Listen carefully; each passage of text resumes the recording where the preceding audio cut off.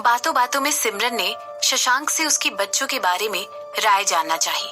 इसीलिए उसने शशांक से वो अजीब सवाल पूछा कि अगर उसके बच्चे नहीं हुए तो। ऐसा पूछने के बाद सिमरन ने अपनी पलकें झपकाई और तुरंत अपना सर नीचे करके अपनी आंखों का दुख शशांक से छुपाने की एक नाकाम कोशिश की।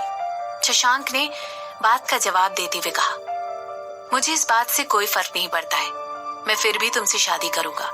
शादी करने का ये मतलब नहीं है कि बच्चे होने ही चाहिए। बच्चे होने के लिए इंसान शादी नहीं करता है। शशांक ने बहुत कोमलता से सीरियस होकर अपना जवाब सिमरन के सामने रखा। सिमरन का सर अभी भी नीचे झुका हुआ था। सिमरन ने शशांक की बातें तो सुन ली थी, लेकिन उसने शशांक की आंखों की कोमलता मिस कर दी। शशांक की आंखों में सिमरन के लिए बेइंतहा प्यार नजर आ रहा था। कोई भी ये देखकर साफ बता देता कि वो प्यार कितना सच्चा और गहरा था। इसके बाद सिमरन और शशांक दोनों ही चुपचाप बैठकर अपना सैंडविच खाने लगे। जब दोनों ने अपना खाना खत्म किया, तब शशांक ने सिमरन को बताया कि अब वो दोनों एक बुद्ध टेम्पल में जाने वाले हैं। इसके बाद दोनों ने अपने आगे की जर्नी फिर से साइकिल पर कंटिन्यू की। लगभग 30 मिनट तक यूं ही ट्रेवल करने के बाद सिमरन और शशांक एक जगह पहुंचे और शशांक ने साइकिल रोक दी। सिमरन साइकिल से उतर गई। इसके बाद शशांक ने एक लकड़ी से बना हुआ दरवाजा खींच कर खोला। अब यहाँ से हम सीढ़ियों से गुजर कर ही मंदिर तक पहुंच सकते हैं। शशांक ने सिमरन से कहा, यहाँ पर लगभग कितनी सीढ़ियां हैं? सिमरन ने बड़े प्यार से दरवाजे की तरफ देखते हुए शशांक से पूछा। लगभग 300। शशांक ने तुरंत सिमरन की बात का जवाब दिया। सिमरन ने तुरंत शशांक की तरफ अपनी आंखें छोटी करते हुए देखा। ऐसा लग रहा था कि मानो सिमरन को शशांक की बातों पर विश्वास ही नहीं हो रहा था। सिमरन बेहद फिट और फिजिकली एक्टिव लड़की थी, लेकिन फिर भी शशांक की बात सुनकर उसके चेहरे पर खुशी के भाव नहीं दिख रहे थे। जैसे ही सिमरन ने इतनी सारी सीढ़ियों को पार करके आगे जाने की बात सुनी, उसका मूड ऑफ हो गया। जैसे सिमरन को साइकिल चलाना बिल्कुल पसंद नहीं है और इसीलिए उसने शशांक से साइकिल के लिए पहले ही मना कर दिया था। वैसे ही इस बार भी सिमरन को 300 सीढ़ियां चढ़ने में इतना आलस लग रहा था कि उसे मंदिर जाने का आइडिया भी अच्छा नहीं लग रहा था। सिमरन ने तुरंत शशांक से कहा, अगर मैं इतनी सीढ़ियां चढ़ते चढ़ते थक गई तो तुम्हें मुझे गोद में उठाकर आगे की सीढ़ियां पार करवानी होगी। जिस तरह सिमरन ने शशांक से ये बात कही थी, ये एक रिक्वेस्ट से ज्यादा डिमांड लग रही थी। वो जानना चाहती थी कि कहीं शशांक ने किसी मूवी सीन की तरह ये दिन भी तो किसी फिल्मी डेट की तरह सेट नहीं किया था। ऑफ कोर्स, बिल्कुल, मैं तैयार हूँ। शशांक ने बिना किसी हेजिटेशन के सिमरन की बात सुनकर तुरंत हाँ कह दिया और सिमरन ने शशांक से यही एक्सपेक्ट भी किया था।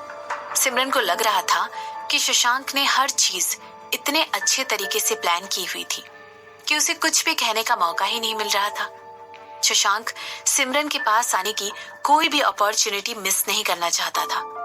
अंदर ही अंदर सिमरन आह भर रही थी, लेकिन उसने फिर भी शशांक के सामने सिर्फ एक बेमन की मुस्कान दिखाई। सिमरन को लग रहा था, क्या करूं? दोनों की शादी वाकई में तय हो गई। क्या तब भी शशांक सिमरन को इम्प्रेस करने के लिए ऐसी चीजें करना जारी रखेगा? कहीं वो शादी के बाद बदल तो नहीं जाएगा? सिमरन ने तुरंत अपने ख्यालों से बाहर निकलते हुए हकीकत पर फोकस किया। आखिर वो क्या सोच रही थी? अच्छा ठीक है, तो क्या अब हम आगे बढ़े? सिमरन ने शशांक से कहा। ऐसा कहते वक्त सिमरन की नजर अचानक से शशांक की घड़ी पर पड़ी। अरे, ऑलमोस्ट शाम के 5 बज रहे हैं।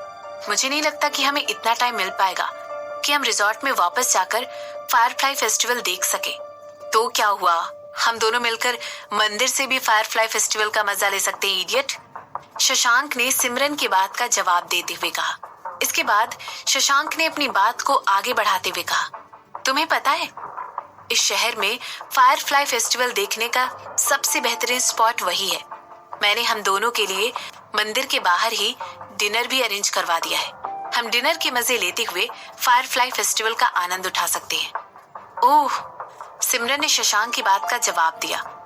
इसके बाद सिमरन ने मंदिर की तरफ अपना पहला कदम बढ़ाया।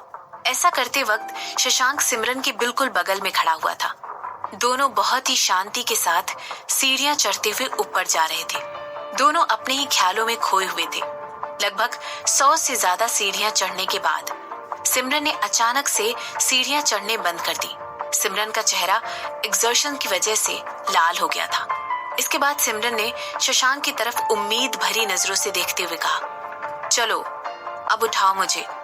शशांक सिमरन की तरफ एक मुस्कुराते हुए चेहरे के साथ मुड़ा और सिमरन को अपनी पीठ पर बिठाने के लिए झुककर बैठ गया। इसके बाद शशांक ने सिमरन को अपनी पीठ पर बैठने का इशारा करते हुए कहा, चढ़ जाओ।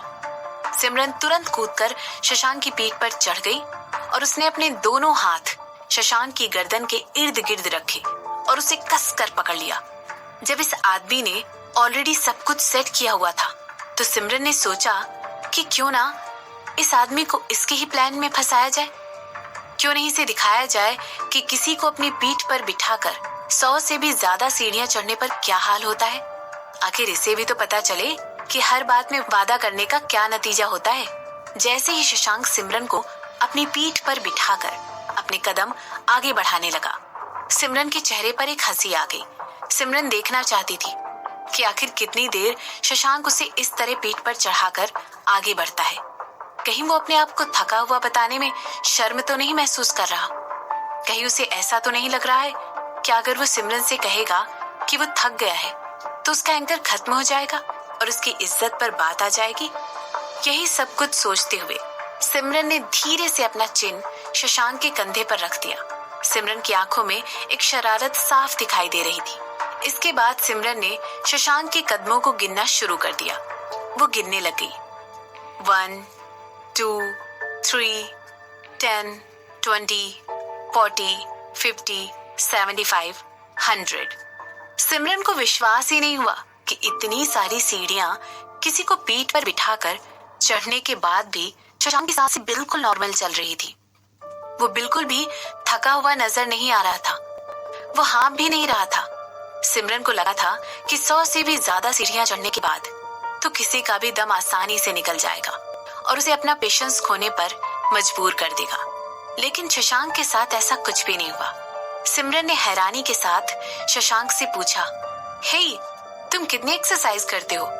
शशांक के जवाब देने के पहले ही सिमरन ने एज्यूम कर लिया था कि शशांक बहुत ज्यादा एक्सरसाइज या वर्कआउट करता होगा। शशांक की फूली हुई बाइसेप्स और एब्स सबूत के तौर पर देखकर कोई भी आसानी से बता सकता था कि शशांक रोज वर्कआउट करता होगा।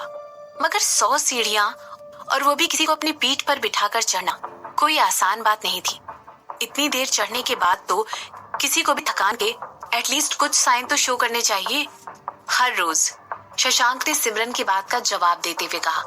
आखिर शशांक ने कैसे सिमरन की आंखों में भरी हुई शरारत की खुशी मिस कर दी। सिमरन शशांक की पीठ पर उसे टेस्ट करने के लिए ही तो चढ़ी थी। शशांक को अच्छी तरह पता था कि सिमरन ने जरूर ये कुछ प्लानिंग के साथ ही कहा है। लेकिन वो यहाँ पर सिमरन को किसी भी तरह से निराश करने के लिए नहीं आया था।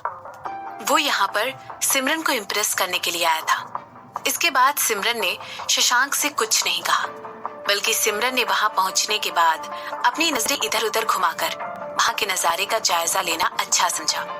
वो दोनों मंदिर के बहुत पास पहुंच चुके थे। वो दोनों लगभग मंदिर पहुंचने की आधे रास्ते तक आ गए थे और अभी से सिमरन को झील का खूबसूरत नजारा दिखाई देने लगा था।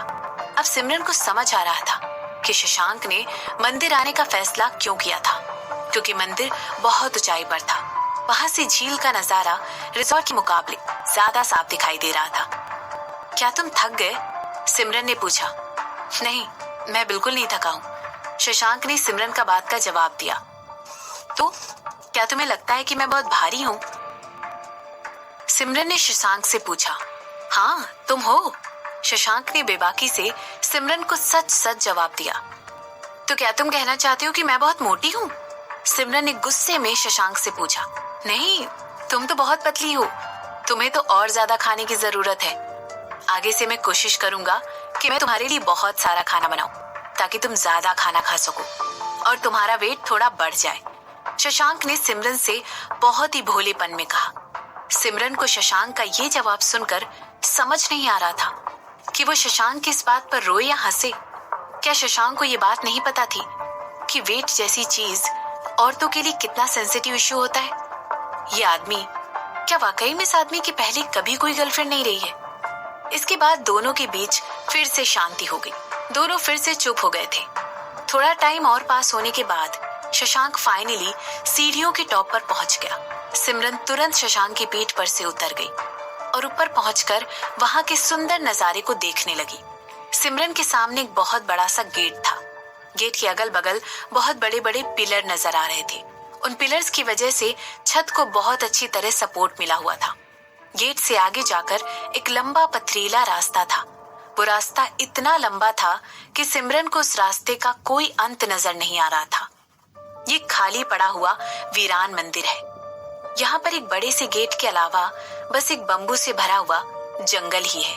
यहाँ पर कुछ पत्थरों से बनी हुई बेंचेस है और एक झील है जिसमें कुछ मछलियां हैं। शशांक ने सिमरन से कहा और इसके बाद शशांक ने सिमरन की तरफ अपना हाथ बढ़ाते हुए कहा, चलो अंदर चलते हैं। शशांक को सरप्राइज करते हुए सिमरन ने तुरंत शशांक का हाथ पकड़ लिया। इस बार शशांक को अपने आप पर काबू पाना आ गया था और उसने मन ही मन सोचा कि ये वक्त नर्वस होने का नहीं है। इसके बाद शशांक ने धीरे से सिमरन का हाथ पकड़ा और बम्बू से घिरे जंगल वाले पथरीले रास्ते पर आगे निकल पड़ा।